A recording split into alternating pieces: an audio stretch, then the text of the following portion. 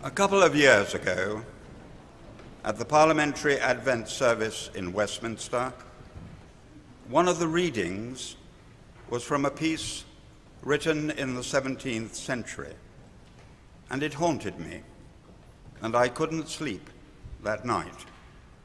So I decided to try and bring it up to date. The first 6 words, "He was born in a barn," I kept, but the rest is my 21st century effort. He was born in a barn. His father, a carpenter, and his mother, a decent enough woman, but of no significance, and they certainly couldn't have afforded to give the boy a private education. And yet, as a teenager, he was arguing the toss with his elders and betters in the council chambers. He never got a proper job, just roamed around the countryside, unshaven, living off bread and water and the occasional fish, while offering his opinion to those who cared to listen. He became the manager of a football team known as the Disciples. Not one of them a star. In fact, the 12th man rather let the side down by accepting a transfer fee of 30 pieces of silver to play for the opposition. The authorities eventually arrested him as a rabble-rouser, but couldn't decide what to charge him with, other than the fact he claimed he was the Son of God.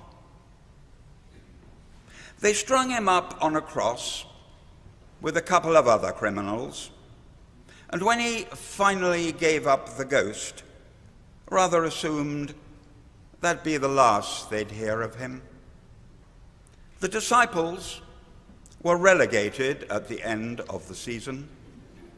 In fact, the captain denied on more than one occasion that he'd never even been a member of his team.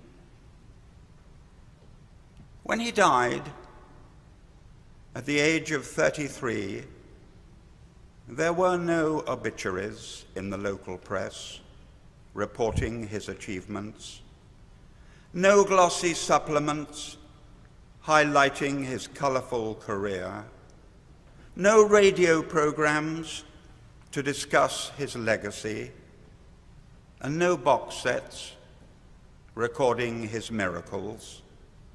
But then, he never relied on focus groups to advise him on current trends, or advertising gurus to spend millions promoting his brand, or spin doctors to sharpen his image.